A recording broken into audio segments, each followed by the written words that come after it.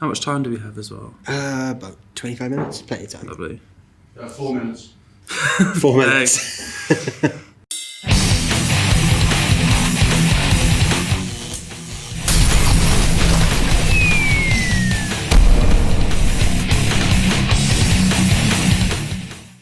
Hello everyone, I'm back at 42 Gear Street and today I have a very special guest to me. This is Charlie Cooper from Orange Amps. Hi guys. And we're going to be looking at some really cool new pedals from the Orange catalogue. These have a little bit of a backstory though. So that's the whole reason Charlie's here today. We're going to talk about a little bit of the history of the company and the sort of origins of these pedals really and where they came from and how they've ended up back in circulation. Yeah, sure. So I guess I can hand that over to you. So for anyone who might be unfamiliar with some of the history behind Orange, because I think everyone's used to seeing the iconic look, which by the way, we are using this Orange AD30 for this video as well, and an orange guitar. So there's a bit of a colour theme going on here. But yeah, I mean, most people are used to seeing the iconic look of an Orange amp, but maybe don't know the history. So what would you say a brief history of the company is? So I guess my dad founded Orange in 1968. And the idea behind it started off as a shop that he had after he was going to be in like a Joe Meek, who's a legendary producer, who's going to be in Joe Meek's new band. And unfortunately, he committed suicide on the day that they were going to sign the contract. Right. So my dad had invested all his money into this whole dream of being in this band. He was playing Vox amplifiers at the time. Right, okay. And so he thought, okay, well, that dream's gone. I guess I'm going to have to sell all my equipment. So with the money that he'd raised, because he did engineering and he had already released a very small amplifier called the CTI, a Pixie Mark V, which was a small headphone amplifier. Okay. He sold it in the money he had, he was able to purchase a small shop, or rent out and purchase a small shop in New Compton Street in London. And all the band equipment that he had sold instantly. So then he purchased more second-hand gear and sold that for profit. He painted the shop orange to his favourite colour. It was different. Yeah, that's cool. It was like London in the 60s. And then he opened a studio downstairs. Musicians would come down, record music. They would change the tone and sounds of their guitars using the mixer and equalizer settings. And so eventually my dad was like, okay, well, I need to start expanding, selling brand new gear. So then that's where Orange came about. It was about answering what musicians were doing then, saying, okay, we need a new tone. There was like a new crunch, and the 60s and 70s were there was like an explosion of creativity and talent coming out then. So, and that's kind of where Orange came from. It started off as a shop, had studios, amplifiers, and we've just been growing ever since. And in the early days, where the pedals come in, so in the early 70s, we had like a sales team, and we'd go to different retailers and say, hey, we've got Orange amps, do you want to stock Orange amps? And they'll say, oh no, we've already got Vox, we've already got Marshall, Fender, why do we need yet another amplifier company? Right, yeah, of course. So initially, like, the sales team said, well, we need to put our foot in the door with some of these retailers. We need to quickly design some pedals so we can keep that relationship with all these retailers. Yeah. And so that's where these pedals came from. They were designed in a rush. They were done quite quickly. And they're kind of we kind of forgot about them at the company because we didn't have any of these pedals in stock. Yeah. We didn't really know too much about these pedals. So more recently on our Facebook, or not our Facebook, but I guess there's an unofficial Orange fan club on Facebook and also on Instagram. People have just been circulating videos and pictures of them playing with these pedals and trying them out and saying, look, I've just discovered these Orange vintage pedals. Why aren't they on the website? Yeah. What are these things? We saw them like, oh, wow, this is cool. So I was talking to my dad about them and he told me the story about them. So we put out a post on social media saying, hey, a lot of people are talking about these pedals. Would you like us to reissue them? And people just said yes. That's really cool. Yeah. So, I like that you've gone with the visuals of the way that they would have looked as well. Well, we had people's help in making that happen. We asked people we said, look, honestly, we don't have these pedals. Could you send us pictures of the pedals? Could you send us dimensions of the pedals? Right, okay. Can we want to get the Orange Pantone exactly as we had it back then as well. There's a guy called Mick who used to work at Orange in the 70s. Actually, he still works at Orange today. Yeah. It's a family business and we have a lot of staff. who've been with us from the or some staff have been with us from the very start. So Mick was able to find the original schematics, which are like these.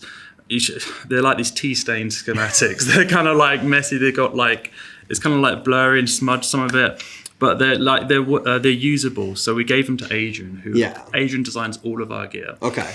And Adrian like kind of updated them for 2022. So he was like, okay, well, back in the 70s, there wasn't really a standard. People didn't usually really use pedal boards. So he flipped the output and the input the other way around. Yeah, because you see that on a lot of 70s pedals. The input's like the wrong side, basically. So your cables would be crossed over. Yeah, there wasn't really a standard. Yeah. He added the LED lights to make them usable in a modern situation. Yeah. Changed the power. So, of course, they're not battery powered. You can just plug them in. And we retained the look and the visuals. Harry, who works in our graphics department, with the help of people who had sent us in the photos and images, he traced over the logo, which is an exclusive logo that we only used for these pedals. We never used this anywhere else in the company. And and so here we are with these 3 pedals. It's what people have been asking us to do. So yeah, here we are. Here they are for 2022. So the 3 pedals in the range. We've got the Sustain, which is sort of like a compressor type pedal. Correct. Distortion, I mean, that's self-explanatory. And Phaser. Yeah, and I guess like they're not all of these inside. They're not direct replicas of what the originals were. Adrian has like used the original schematics to kind of like influence, and also kind of he's made them better essentially. Yeah, so hopefully of course. they still have that 70s vibe. They're very vintage feeling. I suppose you're going to get that anyway, because obviously the original schematics are based on parts that were made 50 years ago. Oh yeah, totally. And there's going to be different tolerances with components and different availability on certain things anyway. It's impossible. Same as amplifiers. Yeah, it's impossible to make a product like you did, or like we could in like the 70s. One is safety standards are so much better today. Yeah. You can't use lead paint. You can't use lead solder. Yeah. As much as people argue lead solder sounds better. Yeah, fair point.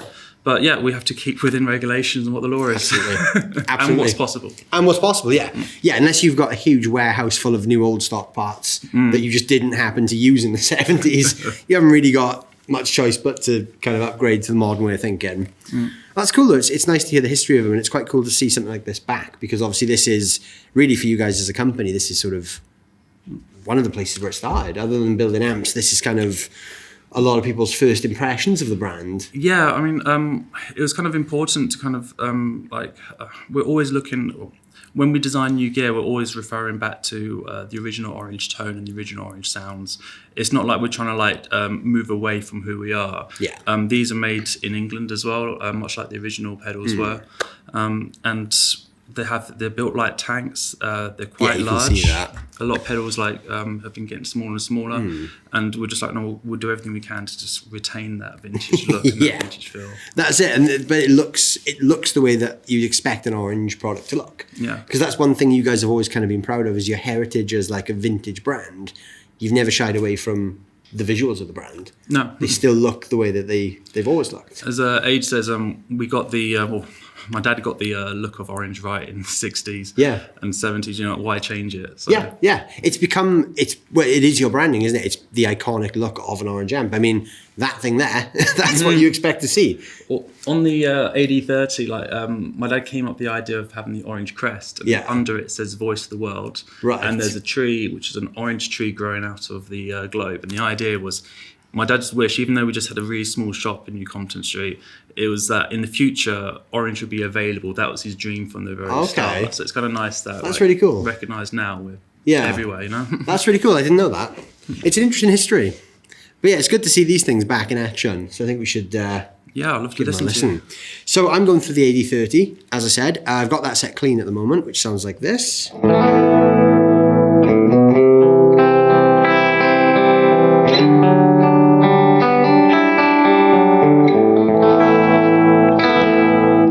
Kind of a just off clean, obviously with this lovely cream tea guitar, which colour matches, which is always nice. Yeah. So let's turn the sustain on. So yeah, I'll just play a bit. Do you want to do the honours and just twist some things and let people hear what this thing does? Yeah, let's keep it at 12 o'clock to begin with. Here we go.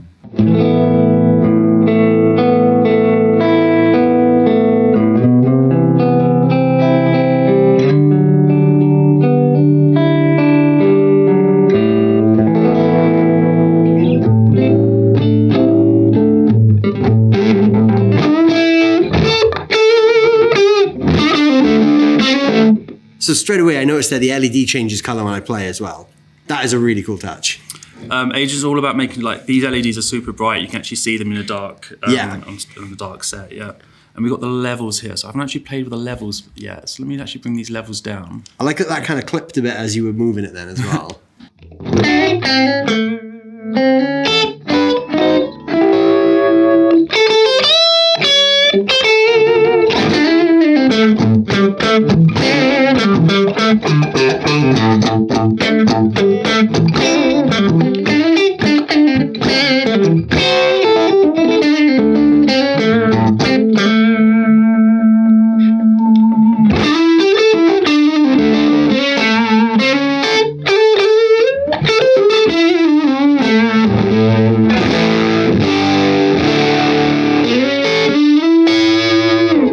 So, I mean, even though that is a compressor, it kind of does act like an overdrive, which is quite cool. And obviously, as it clips, then that LED there changes purple, which is just a really nice touch.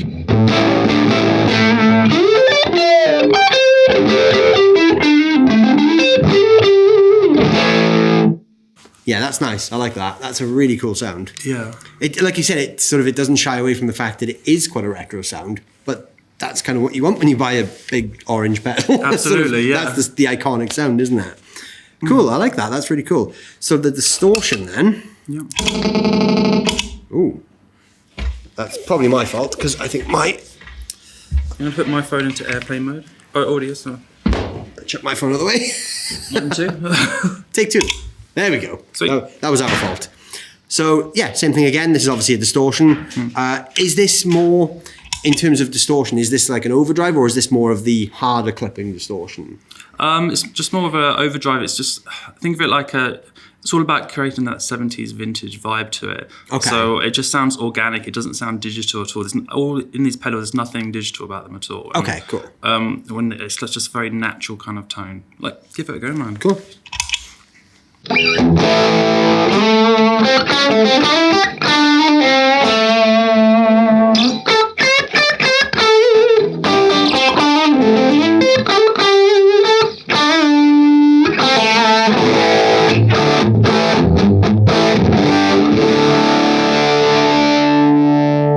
Kind of just verges into fuzz there as well, which is quite nice. Yeah, and Orange, like, we have a lot of reputation. We've got the Fur Coat Fuzz, which is actually based on like the Vox Tone Machine. But yeah, this is more distortion. It's just kind of just got that vintage vibe to it. So I'm going to sweep it all the way through for us so we can see what it does.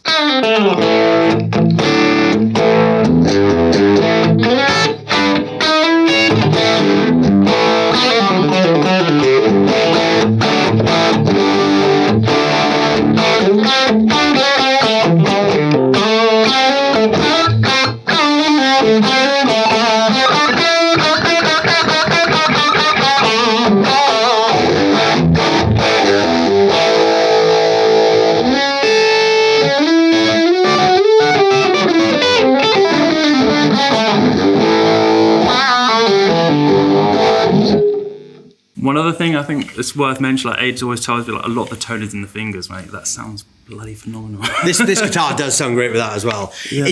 I love that. I mean, that's my kind of sound anyway. Like I grew up playing 60s and 70s stuff, so anything from that kind of new wave of kind of British blues into sort of 70s classic rock is like straight in my wheelhouse. Yeah. So when it comes to tone, that's what I gravitate towards as well. Yeah. So I love anything that kind of has that vintage vibe. And then when you kind of dig in and play dynamically, the product that you use reacts really well with that too. Yeah. And obviously that's got quite a lot of gain on tap, considering we're going into the AD30. They're completely clean as well, which is nice. Yeah. Absolutely. Yeah, that sounds great though. I really like the vibe of that. I'm loving it. I like that it goes just into kind of upper fuzz territory as you kind of really get in hard. Yeah. And yeah. Gets a bit noisy if we stack them, but here's how that sounds.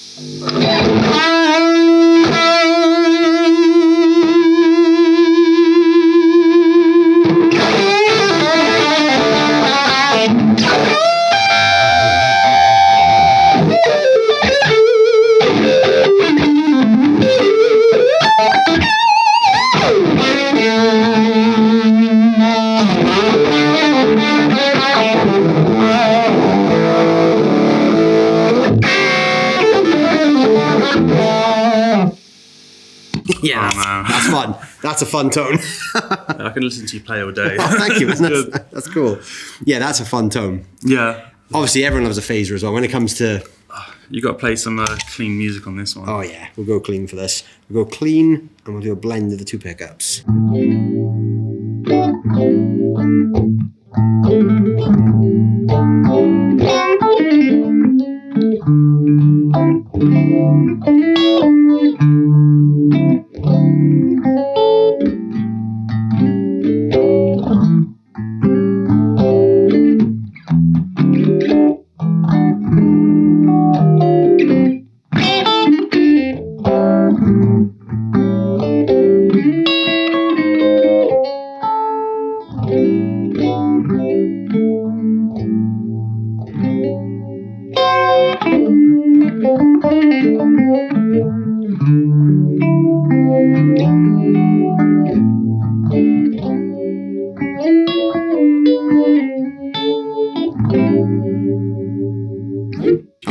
I like that. Now, phaser always works well when we do this.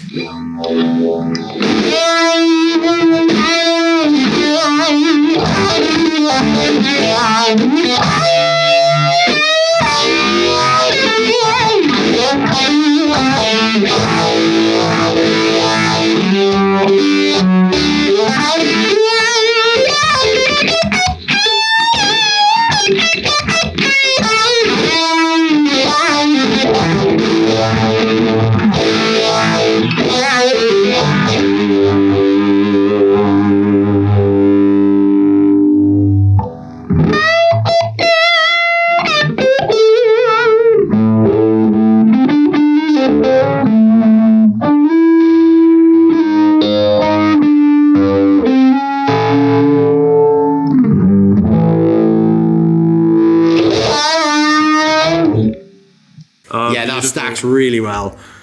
Yeah, I'm loving that tone.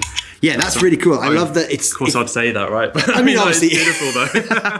But it's great, though, because it really does capture that vibe of what you expect from like a late 60s, early 70s tone. Yeah. It's got all that kind of bite and sustain, just virgin on fuzz. But I mean, that's my kind of thing anyway. Yeah. I love those sort of tones. Yeah, absolutely. And they're very dynamic. Like when you play with the volume or you kind of dig in, it reacts to that, which is really cool. He kind of like, when he designs his gear as well, like he's, even with the amplifiers, he kind of jokes and says that the first, if a orange amp can't do the first two albums of AC/DC, it's not an orange amp. And it's just kind of like a lot of our when we started the company, like we had like some of our early artists were like Peter Green, Fleetwood Mac, Led Zeppelin. I mean, they're using the Jimmy Page is using the AD30. Yeah, of course. Channel. Yeah. So it's kind of like. I mean, a lot more recently, Orange has been getting a reputation for like heavy metal and like even stoner music as well. And there's almost like a reminder and like back to our roots kind of, for us, because this is it's a reminder of like the 70s. Yeah, of course. Yeah, I love it, mate. That's cool. Well, yeah, no, thank you very much for coming on and showing me these cool pedals and sharing a bit of the history of the company. Mate, it's been a pleasure. Thanks so much for your time as well and checking them out. And obviously, if you want to find out more about these, there'll be some links down below in the description. You can go check out these pedals, and obviously don't forget to check out the rest of the Orange catalogue while you're there as well. Absolutely. Thanks to Charlie for coming on and talking us through these, and obviously a big thanks to Henning and all the team at 42 Gear Street for making it another great event. If you want to check out all the other content from me and the other creators and brands at the event, you can hit up the hashtag 42GS4, which will appear on screen somewhere as well. And yeah, thanks guys for watching. Let me know down below what you think of these really cool Orange pedals, and let me know what your favorite 70s rock sound is as well to accompany these cool pedals. Thanks for watching, and I'll see you guys very soon.